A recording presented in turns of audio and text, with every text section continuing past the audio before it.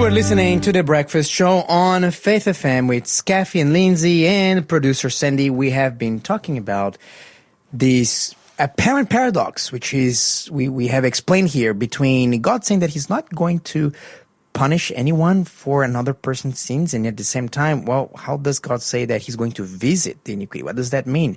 Of parents upon children and their grandchildren from the third and fourth generation. If you missed all of that, fear not, radio friend, because you can catch us up later. You can download our podcast and you can listen to the entire show just with the talking bits with no music at the podcast, if that's what floats your boat.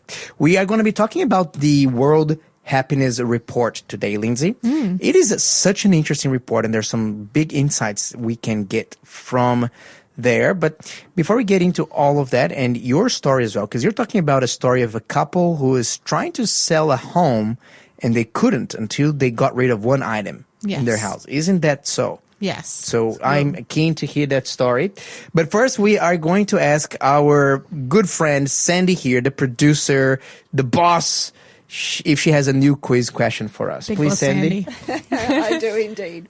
Fill in the blank. The Lord is my light and my something, whom shall I fear? The Lord is my light and my something, whom shall I fear? 0491064669. Send us your answers. Listeners can reference Psalm 27, verse 1. Fill in the blank. The Lord is my light and my something. Whom shall I fear? Skafy's had a guess, which was incorrect. Lindsay's still thinking. That's the one, Lindsay. There we go. Good job. All right. For our listeners, one more time. The Lord is my light and my something. Whom shall I fear? Psalm 27, verse 1. 0491064669. Correct answer in already on the chat from Janelle. Still not correct. Okay. Am I in the ballpark, or is a completely different category of Let me see what you get. thing? Well, you're I would say to everyone, I said shield. Yeah, it's completely different. No. It's a different category. Yeah. Okay. Yeah.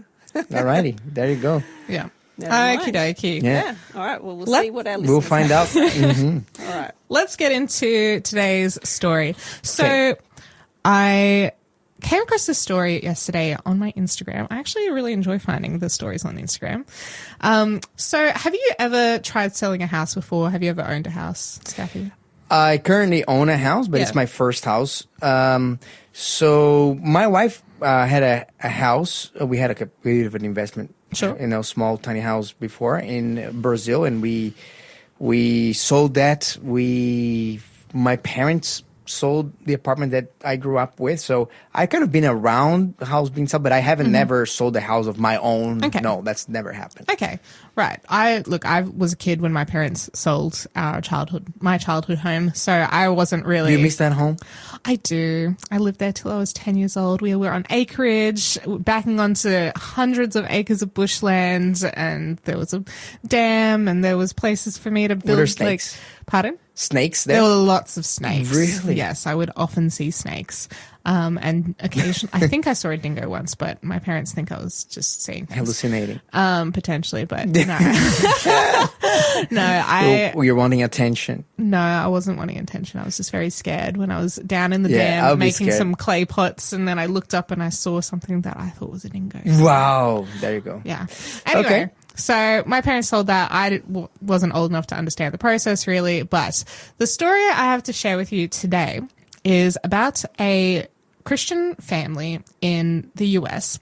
They are in business and they were able to afford a really beautiful beachfront property somewhere. I'm not exactly sure where this takes place. And they felt like this was God's blessing, that God was calling them to move into this place. And then a few years later, now God is calling them to move to a different neighborhood where there was lots of kids in the street for their kids to play with, 36 children for their kids to play with in the same street that can have like the 90s childhood experience that some of us look fondly back to. And so even though this was like the place that they had worked so hard for, they were like, okay, well, God wants us to now buy this new house and sell this house and move into this new neighborhood. And so they buy the new house. They've got two houses now and they're trying to sell the first one. And they get lots and lots of interest. It's a beautiful, beautiful home with gorgeous ocean views. And there's so much interest in the house, but it's just not selling. And so... Why is that? Do you think that the price was too high? Because there's a thing that happens. No. So months go by and they were like trying to, pay for 2 homes, and they're doing fine. Like they can afford it, but it's like not easy. And so they're just praying like, God, what is going on here? Why can't we sell this home? Lovely mansion by the beach. We've got so many people looking at it, wanting to put offers, but it just is not happening. And so one day the husband and the wife are talking, and they've been diligently praying to God about this for months now. And one day the husband says that as he's been praying, he just gets this image of a skull in his mind, which is really creepy. Like, that's not the kind of thing you would expect to have in your mind in the middle of prayer, right? Yeah. Like some invasive thoughts of skull imagery, right? And he says this to his wife, and she says, how long has this been happening? Because it's been consistently happening in his prayer time. And he said, it's been happening for like a few weeks now. And she says, we need to go and get those skull masks that we found in Mexico when we were touring down there. We need to find them and get rid of them right now. They had gone as tourists to Mexico, bought these as souvenirs, thinking, that, something fun to bring home. And they put them in the basement and just forgotten about them. And so when they went and dug them out, they felt compelled to actually smash them up and then put them in the bin. And an hour later, somebody called and put down an offer in their house. This shows that there is some serious business when it comes to spiritual things, spiritual blocks in our lives. What do you think about that? Look, I actually think a lot of things about that. What are you thinking? I have had some experience with that. Yeah? In my life personally, with helping people, there's this thing we call house cleansing. Like Yes. You're getting rid of objects that... But my experience with that is perhaps a little bit different from your average pastor, I would say. Okay. Because look, there are 2, I think, philosophies of that. Okay, so but just to recap, you're saying that once they sold the mask, they didn't. Once they destroyed the mask, destroyed it and threw it in the bin.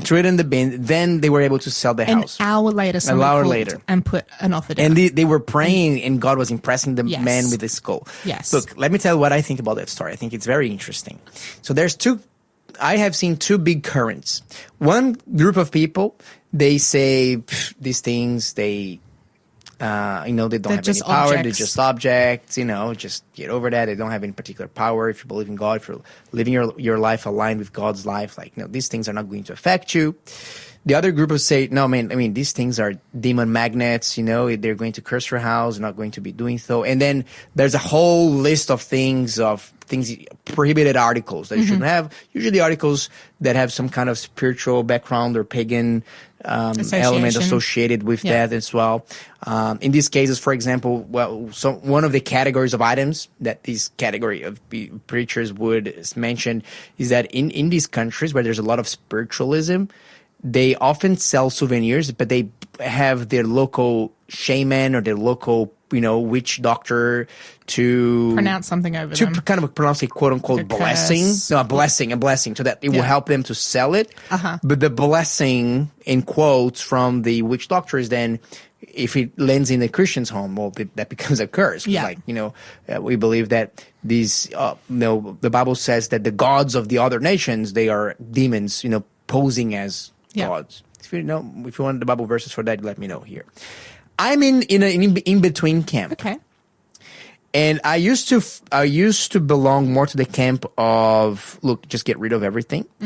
And then I read a specific passage of the Bible that helped me to reconsider. So now I think I arrived at a intermediary position that I haven't seen a lot of people having. More balance? I would say. I want to believe so. Okay. But, you be the judge. Okay. The passage that really changed my my thought process was in Jeremiah chapter 10. I was studying about that, and I was helping a lady. She, maybe this is a story for another hour. Maybe you can interview me about that story. It's worth sharing. I was helping with a lady that was suffering from demonic oppression. Yeah. Her objects in her house were like falling, and these kinds of things. I don't really often talk about that very much, but these things happen, and I experienced that. Me trying to minister to that lady, and as part of that process, I came across Jeremiah chapter 10. And Jeremiah chapter 10 says this: "Do not learn the way of the nations, and do not be terrified by the signs of the heavens, although the nations are terrified by them. For the customs of the peoples are a delusion, because it is wood cut from the forest, the work of the hands of a craftsman with a cutting tool." And I guess we can look at the mask as such object. They decorate it with silver and with gold. They fasten it with nails and with hammers so that it will not totter. Like a scarecrow in a cucumber field are they. And they cannot speak. They must be carried. They cannot walk. Do not fear them, for they can do no harm, nor can do they any good. Right. So Jeremiah is saying, hey, don't be like the nations that they are afraid of these certain objects, special objects that, supposed to be carrying energy or spirits or these kinds of things. Look, they in themselves, they don't have any power. No. Right? Yeah. Okay. Now, that being said, I said that I'm in a bit of in an in-between ground, because I do believe that there are objects that we have to get rid of. Well, this couple, they didn't even remember they had this until God impressed their mind. It was deep down. They weren't worshipping it. They weren't putting it on display. It wasn't anywhere in their visible sphere, but it was in their home, and it was still causing a blockage in their life. That's right. And so in my understanding, my interpretation of these things is that when you have objects in your house, you have to go around the house, and particularly if you have objects that do point towards a pagan origin and so on. Particularly things like death and and so on. Anything blood related. Yeah, anything related to the occult. A lot of people have little witches, hanging around in their homes and flying from their brooms. They have, masks that are, portraying demons and so on.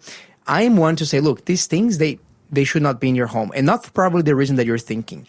Not necessarily because I think that they have some kind of special power in themselves, but I think that they are a symbol of something.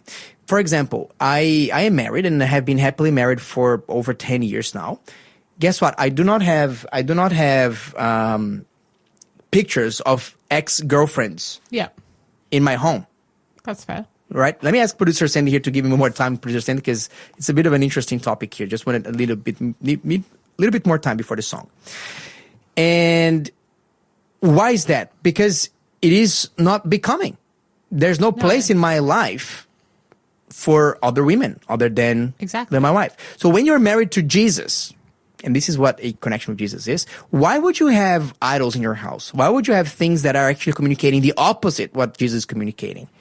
Why would you have things, for example, like videos or DVDs or songs whose content is absolutely offensive to the purity that God created for humanity? And when you have that, it actually is a symptom that perhaps, number one, your allegiance to God is not that strong, and number two, that does allow for spiritual influences of darkness to go to this house, because they realize, oh, look at this. This is a Christian with a whole bunch of, masks of death and symbols, and they think that there's no problem and so on.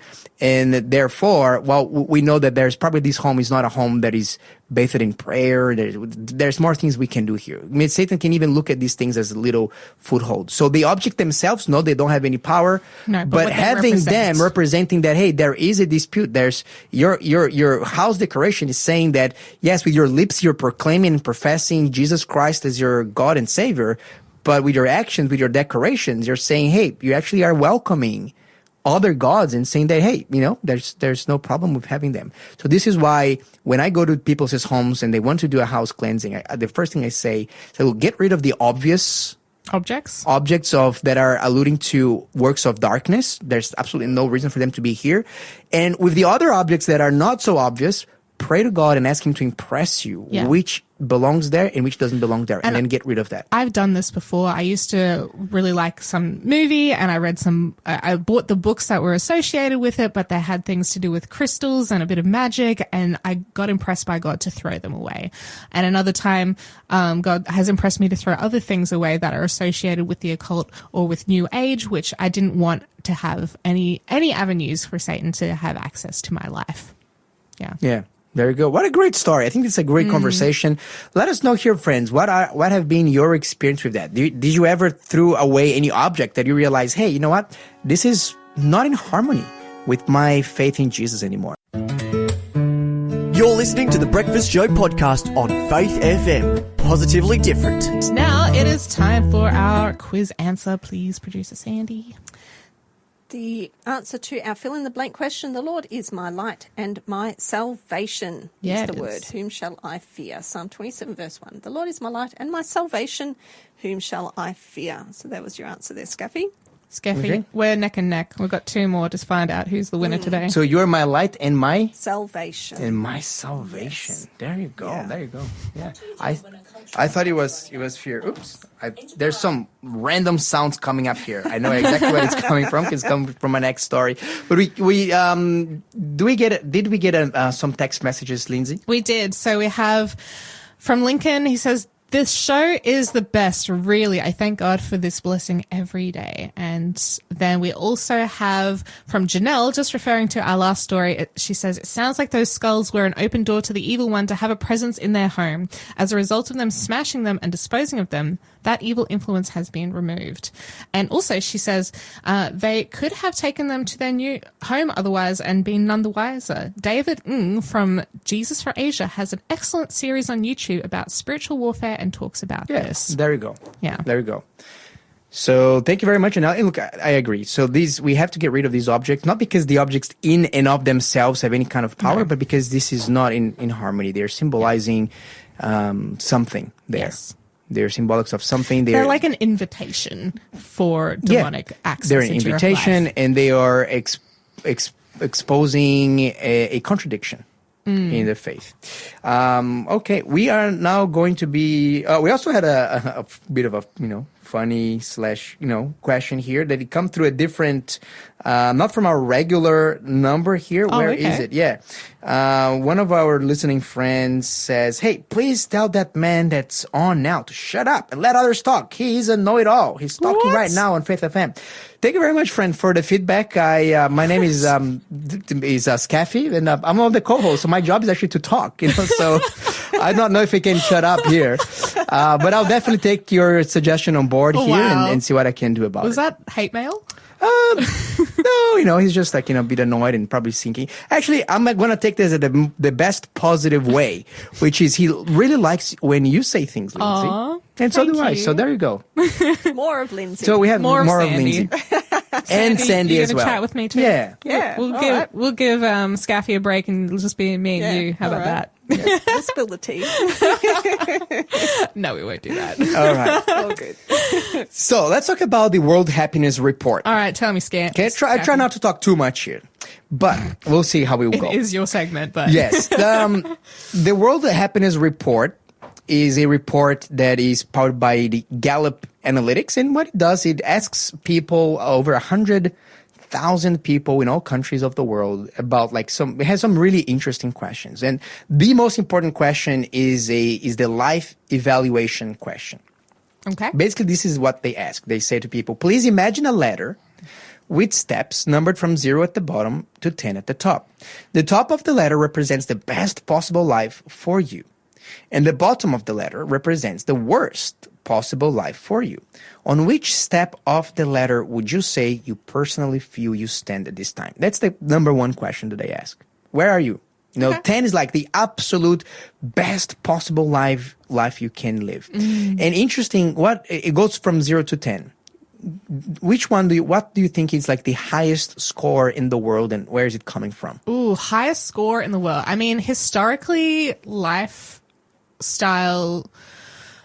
countries that have come top in lifestyle are things like in Scandinavia and New Zealand, occasionally Australia. The US has dropped down a fair bit. I don't know, maybe Singapore randomly in there. No, okay. So you were right on the mark when you're mentioning the Scandinavian Like countries. Norway, so Sweden. Finland is number Yes. one. It has been number one. Has been leading the ranking for a long, long time. So much snow, I think like though. for 7. And this is what we think, right? We often think that, man, how come? Because they're not the people that are the most, They have a good education we think about like system, people okay. like laughing and smiling and so on. They're not very smiley over there. Not particularly, They're but very sober kind of people. I'll tell you why they think that. Why is that? Because there's other factors. But guess what is the grade that the Finnish people give themselves out of the 0 to I don't 10? know, 9. 7.7. Yeah, so nobody ever goes above 7 when they're being realistic. Actually, nobody has ever gone above 8. There you go. No country. And this is not to say that there's not some people that did respond 10. It's just like an average. Yeah. So this is Finland. Now, Australia used to be in the top 10. We're not anymore. Are we top 11? Not even top 11. What about top 13? Not even top 13. What about 16? So Australia is currently at 15, and it has been a big drop. We used to be top 10 two researches ago. So they usually come out every 3 years. We dropped down to 12, and then we dropped down to 15. And this is the thing. One of the big things that the report is analyzing is that pretty much every country in the globe, when we're looking at young people, they have been reporting more happiness. Okay. Except for the United States, the UK, Europe, Australia, and like other English-speaking countries. So English-speaking countries have all going backwards. Interesting. And they're trying to understand why they're going backwards. And the reason that they have found is social media. Oh, what a surprise. Surprise. So what they found is that social media use like a little bit is actually increases people's happiness, like less than an hour a day Yeah. or up to 1 hour a day. But for increased usage, like 3 to 5 hours a day or more, It just that steals is your just life. And what the researchers here were really worried is that now this is actually not only affecting the health of youth and young people, but it's actually affecting across the board. It's actually affecting population level happiness. I know there's many more like elderly people spending hours upon hours on social media scrolling. Yeah. Even my grandmother got into this in her final years. Yes. Wow. And look, and not only that, like when you are into like, addiction recovery programs and so on, like 12-step programs and so on, there's a thing called you're a codependent, meaning you're living with someone with an addiction and that has effects in your own life. Right. So now parents, for example, they are saying that the number one thing that they are worried about their children is because of their excessive use of social media, for example. So social media usage has been affecting not only the people being affected, particularly if they have been in this algorithm-fueled social medias and they're just like doing the doom scrolling for over an hour a day. There's a lot of people that do that, but also affecting the lives of their parents. Then the parents then, when they are worried, they don't really perform the best that they can at work. And then the people that are being served, they suffer. So like it's having like widespread effects. Can I tell you a little bit of the neuroscience behind why social media sucks out your happiness? Yeah, sure. Okay, so social media scrolling, it's a lot of reels. It's like 90 seconds long, very short attention spans. It's actually aiming at, if you can't catch someone's attention in under 3 seconds, they're going to scroll past and find something else. So it's very attention grabbing, and therefore it's very addictive and highly stimulating.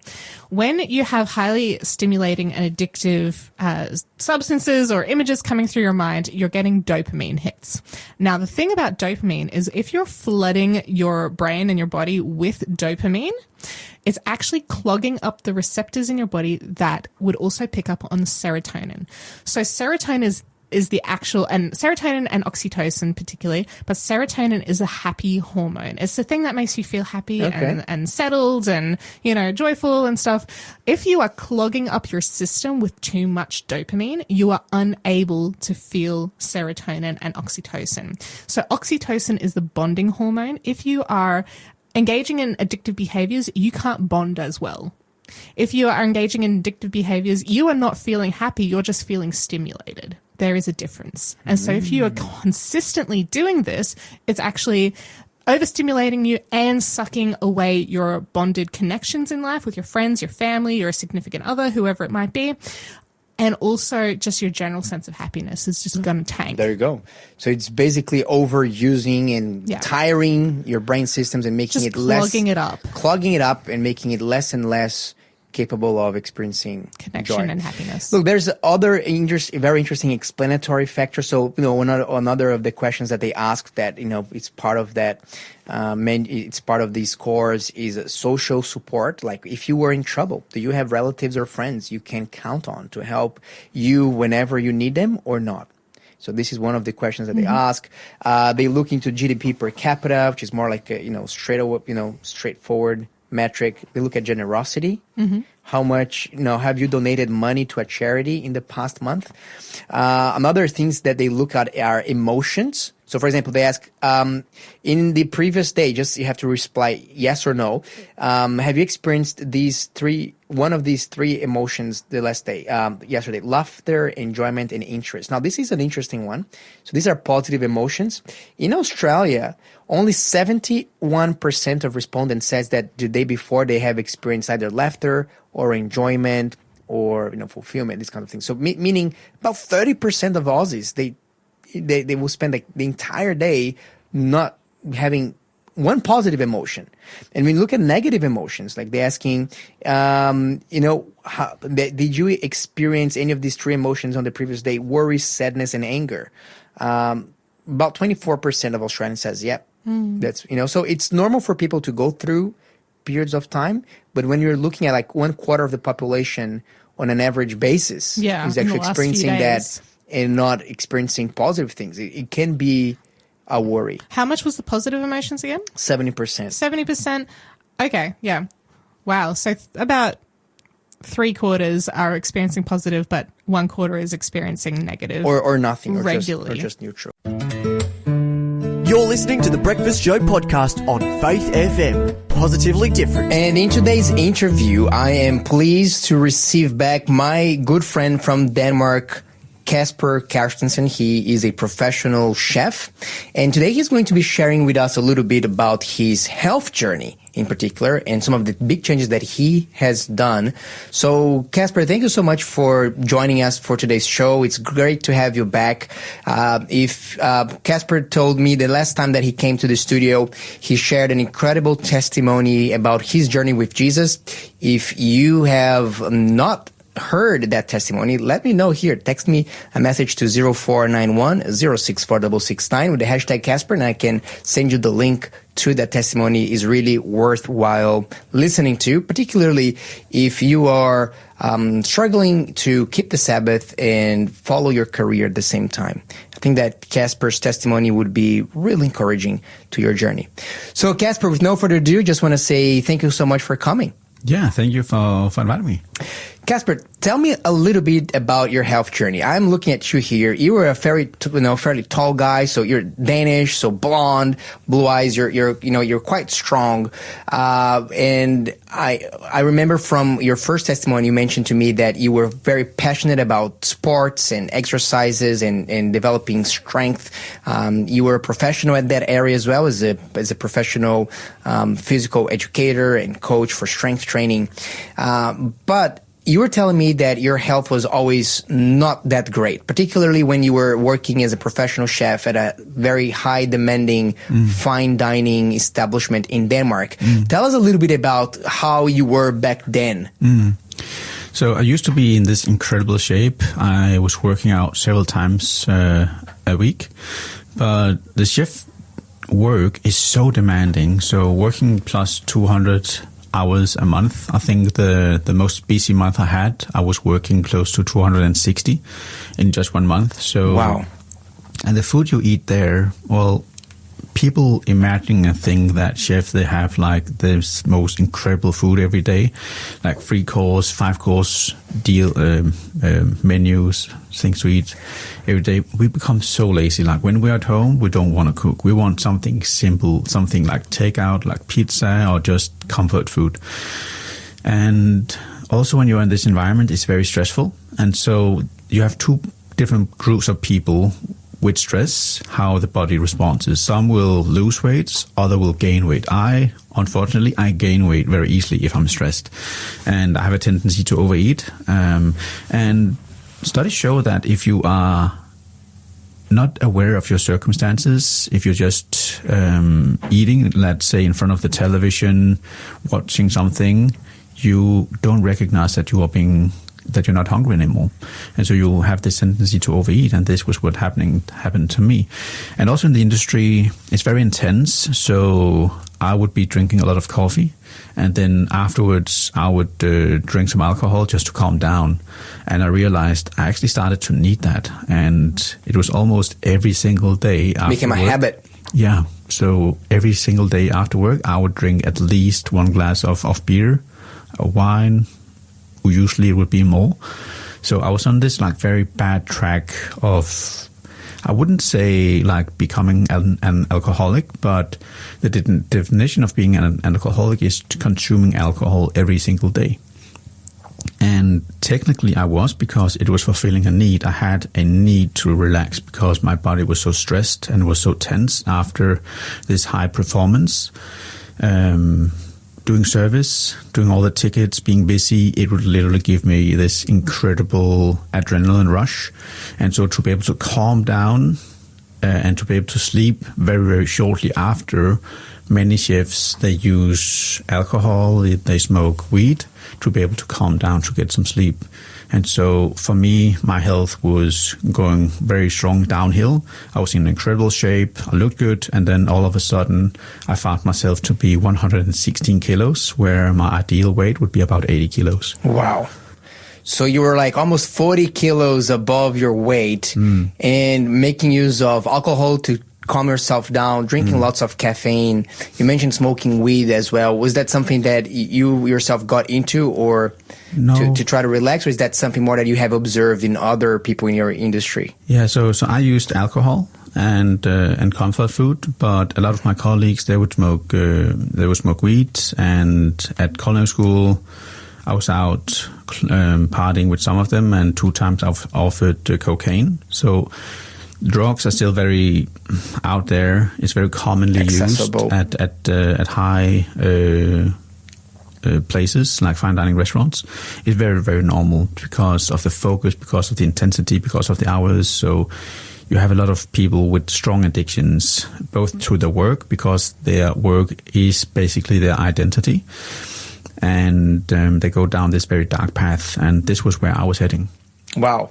So when did you recognize that this was a problem, was getting unsustainable, you needed to do something about it? Because, while you are in the middle of the storm, you're taking this, you're thinking that this is actually being helpful to you. At what point you realize, hey, if I keep going on that way, I'm going to destroy myself. I better backtrack. How did that happen?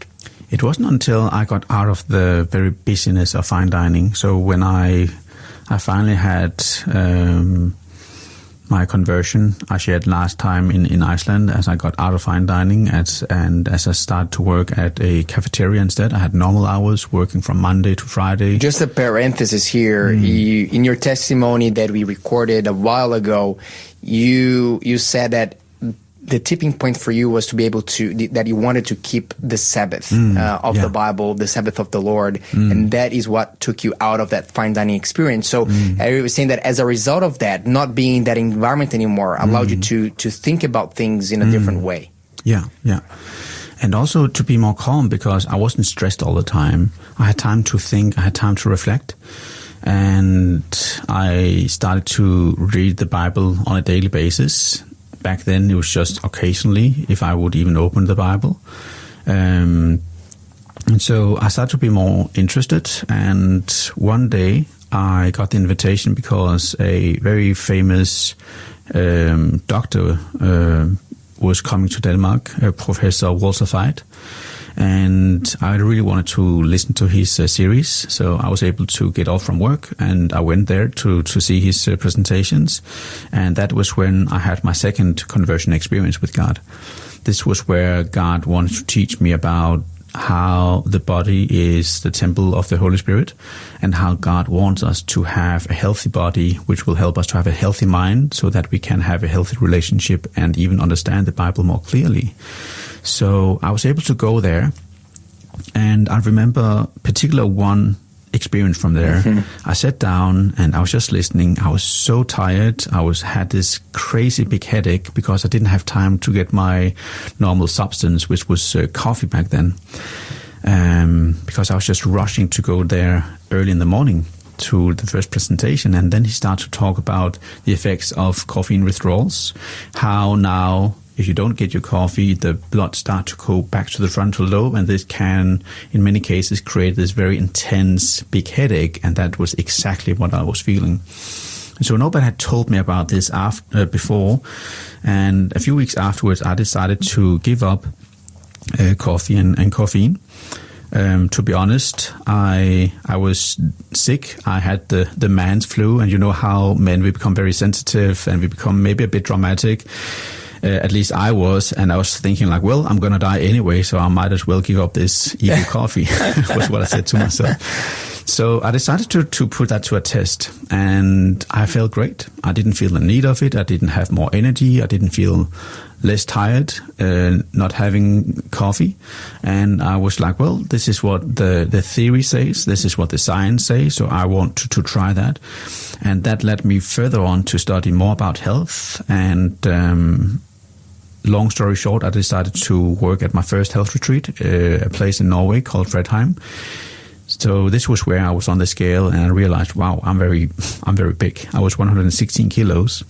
And the work there taught me about the principles of health, having a healthy diet, go full on plant-based, whole foods, intermittent fasting. And I started to implement these things into my diet and my lifestyle.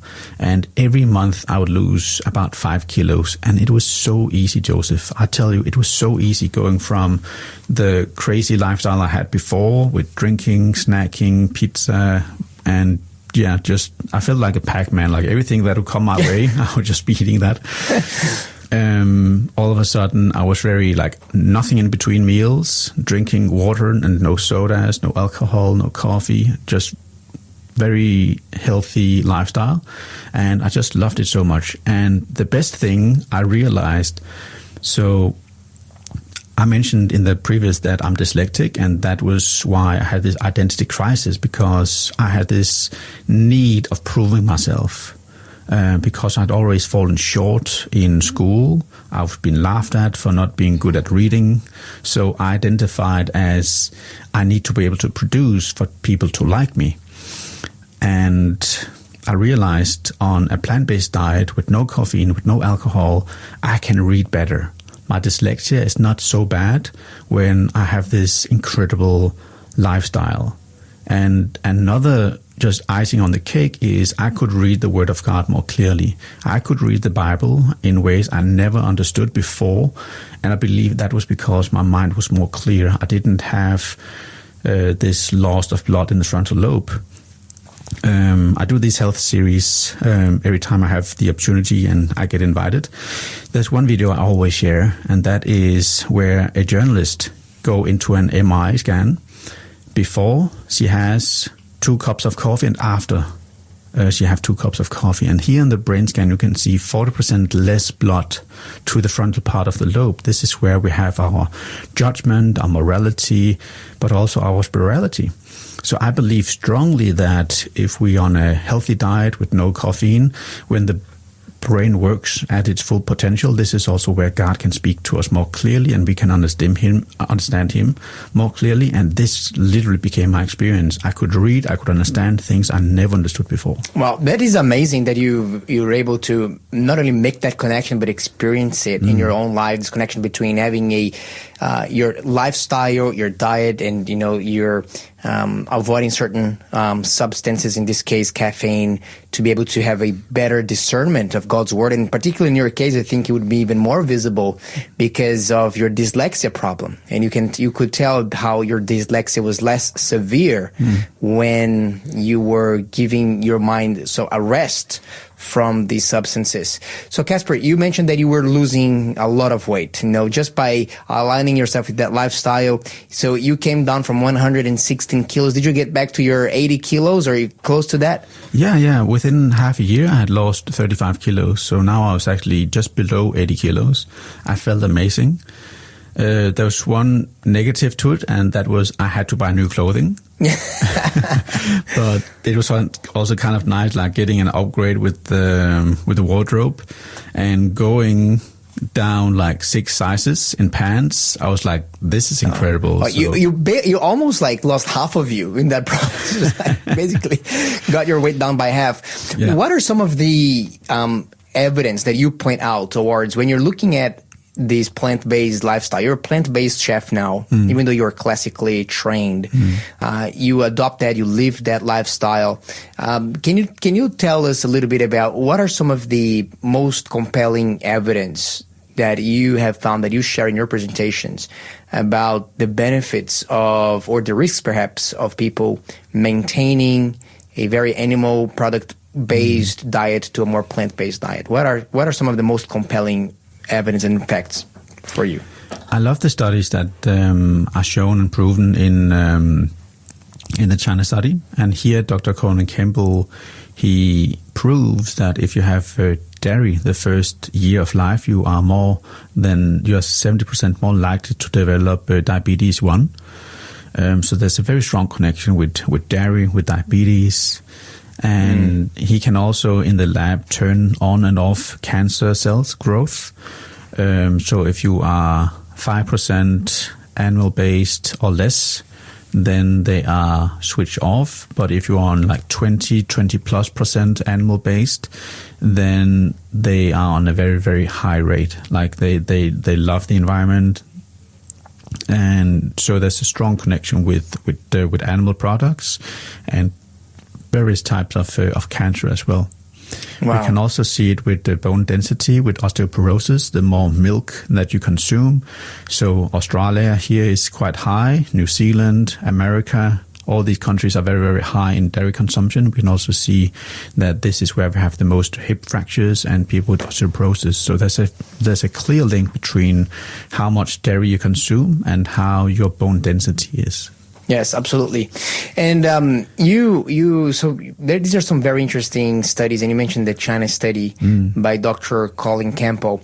But for the person that is listening to all of that and say, yes, sure, look, I want to lose some weight. I want to have more, to get rid of the brain fog and be able to have my brain as clear as possible, not only to work better, not only to study better, not only to be more patient, but just to be able to have a better discernment of when God is speaking to me. I won't be so slow to hear that.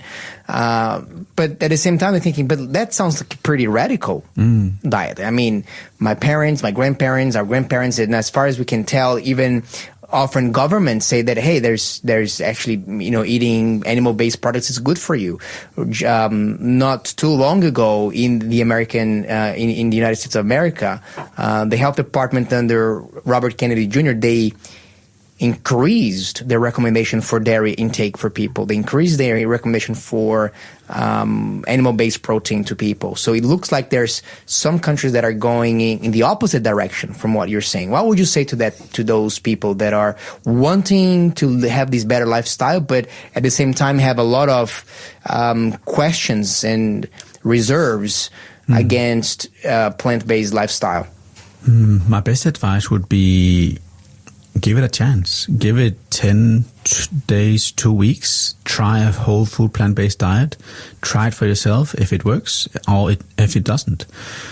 I think the reason why many believe or feel that it doesn't work is they only give it just a fraction of time. They try it maybe for 1, 2, 3 days. They feel bloated and they don't get the results. They believe that this is like take a pill and you have results instantly. It takes a bit of time for the body, for the bacteria in our gut to change. So as we're going from a carnivore diet to a whole food plant-based diet, for switching all the bacteria, this takes about 1 week. 4 5-7 days.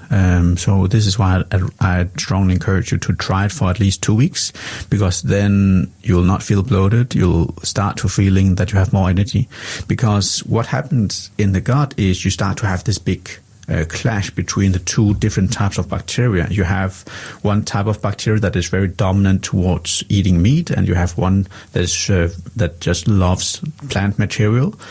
And so they clash, and what happens? They die, and it's like they're fighting. And in any war, you have like shootings, and this creates smoke. And guess what the smoke is? You feel bloated. You start to be smelly. So I would strongly encourage you, try just very simple. Do the test for yourself. Try 2 days. Go full on. Do it as best as you can. And I'm very positive that you will find positive answers yourself. Casper, thank you so much for sharing your story with us, your testimony, your amazing transformation journey, in particular how healthy habits can actually impact our ability to learn about the Bible, hear God's voice, and discern His will for our life. Thank you so much. Thanks for being a part of the Faith FM family. Join our community on Facebook or get in touch at 1-800-FAITH-FM.